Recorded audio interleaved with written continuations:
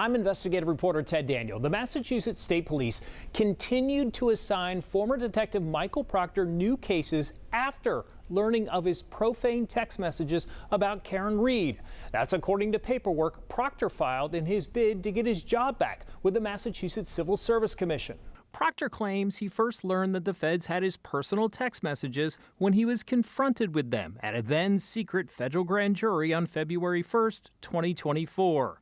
Proctor's lawyer states that his conduct was not initially deemed a cause for immediate suspension, and he remained on full duty as a detective and assigned new cases after he told his then-bosses what the feds had on him. State police didn't suspend Proctor until nearly 5 months later, after his outrageous text became public in Karen Reed's first trial. What did you write after you talked about going through the, quote, client's phone?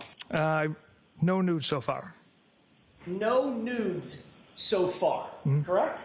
Correct. Proctor states an initial investigation conducted by 2 state police captains determined there was no evidence of bias on his part in the Reed case.